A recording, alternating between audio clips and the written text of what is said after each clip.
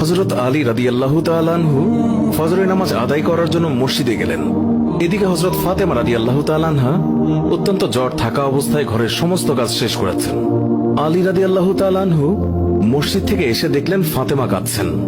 তিনি প্রশ্ন করলেন, ফাতেমা, তুমি কাঁদছো কেন?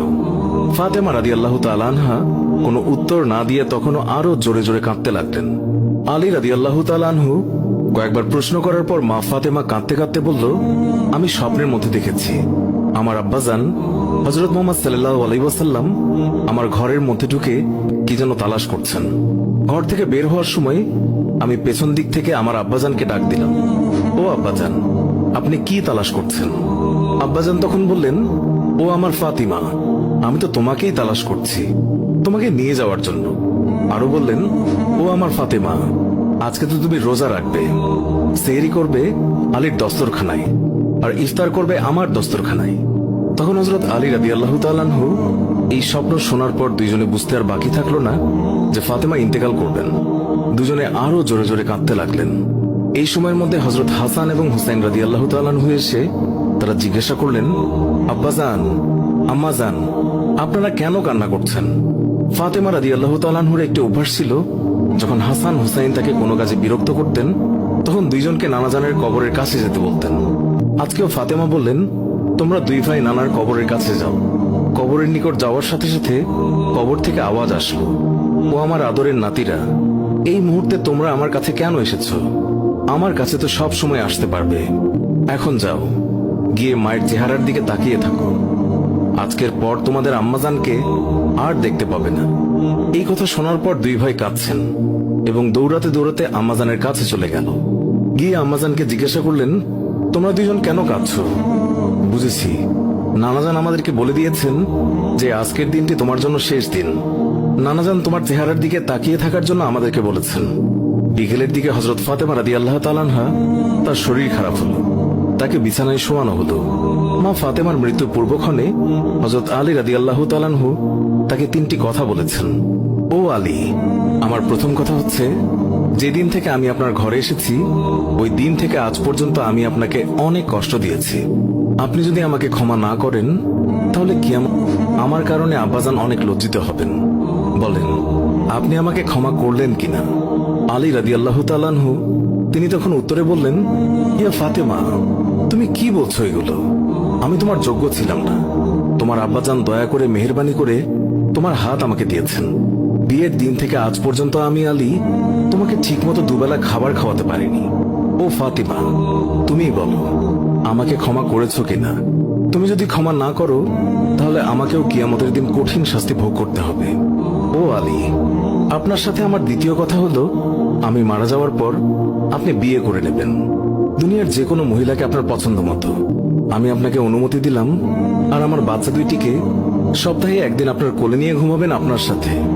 আমার তৃতীয় কথা হলো, হাসান হুসাইন যখন বড় হবে তখন তাদের দুই ভাইকে আল্লাহর রাস্তায় সোপর্দ করে দেবেন এবং আমাকে রাতের বেলায় দাফন করবেন। হযরত আলী রাদিয়াল্লাহু তাআলা আনহু বললেন, তুমি নবীর মেয়ে, আমি সবখানে খবর দিয়ে তোমায় দাফন করব, এতে সমস্যা কি? হযরত ফাতেমা রাদিয়াল্লাহু তাআলা আনহা তিনি এর উত্তরে বললেন, আমার কাফনের উপর দিয়ে সবাই অনুমান করবে নবীর মেয়ে কতটুকু লম্বা ছিল, কতটুকু স্বাস্থ্যবান ছিল, এতে আমার পর্দা ভঙ্গ হবে। মা ফাতেমার মৃত্যুর পর তার লাশের খাটিয়া বহন করার মানুষ মাত্র 3 জন ছিলেন, হযরত আলী রাদিয়াল্লাহু তাআলা আনহু এবং ছোট হাসান এবং হুসাইন রাদিয়াল্লাহু তাআলা আনহু।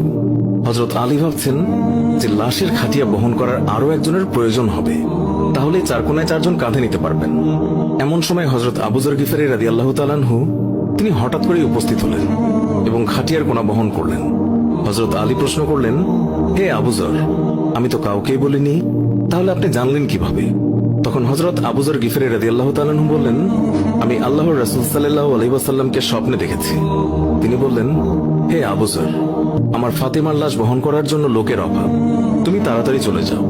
ও আলী, আমাকে তো হুজুর সাল্লাল্লাহু আলাইহি ওয়াসাল্লাম আসতে বলেছেন, তাই আমি এসেছি। তোমরা তো আমাকে বলনি। রাতে এসে রাসূলুল্লাহ সাল্লাল্লাহু আলাইহি ওয়াসাল্লাম তিনি স্বপ্নে বলে গিয়েছেন হযরত ফাতেমা রাদিয়াল্লাহু তাআলা আনহুকে যখন কবরে নামাচ্ছেন তখন হযরত আবু যর গিফারী রাদিয়াল্লাহু তাআলা আনহু কবরের কাছে গিয়ে কবরকে উদ্দেশ্য করে বললেন, হে কবর, তুই কি জানিস আজকে তোর মধ্যে কাকে রাখছি? উনি হচ্ছেন জান্নাতের সকল মহিলাদের সর্দার। হযরত ফাতেমা রাদিয়াল্লাহু তাআলা আনহার কবর থেকে কোনো আওয়াজ আসলো না। তিনি আবারও বললেন, উনি হাসান এবং হুসাইনের আম্মা যান। এবারও আগের মতো কোনো আওয়াজ আসলো না।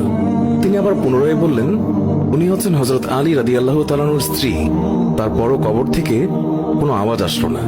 তিনি আবার বললেন, এটি দুজাহানের বাদশার মেয়ে, খবরদার বেয়াদবি করবি না।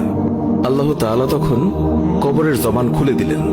কবর বলল, আমি অন্ধকার ঘর, আমি সাপ বিচ্ছুর ঘর, আমি এমন একটি ঘর যার মধ্যে কোনো বংশ পরিচয় কাজ হয় না। আমি দুজাহানের বাদশার মেয়েকে চিনি না, আমি হযরত আলীর স্ত্রীকে চিনি না, হাসান হুসাইনের আম্মাকেও চিনি না, আমি জান্নাতের মহিলাদের সর্দারনিকেও চিনি না। আমি শুধু চিনি ঈমান এবং আমল। আমার মধ্যে যদি কেউ ভালো আমল নিয়ে আসে, তাকে আমি কবরে জান্নাতের বিছানা বিছিয়ে দেব। আর যদি কেউ খারাপ আমল নিয়ে আসে, তাকে আমি কবরের দুই দিক থেকে এমন জোরে চাপ দেব যে হাড় মাংস মাটি সব একত্রে মিশিয়ে যাবে। আল্লাহু আকবার। মানুষ জন্মালে মৃত্যুবরণ করতেই হবে। মৃত্যু কখনো বলে কয়ে আসে না, মৃত্যু কখনো ধনী গরিব দেখে হয় না। প্রত্যেক মানুষকে মৃত্যুর স্বাদ গ্রহণ করতেই হবে। সুপ্রিয় দর্শক, এই ছিল আমাদের আজকের ভিডিও।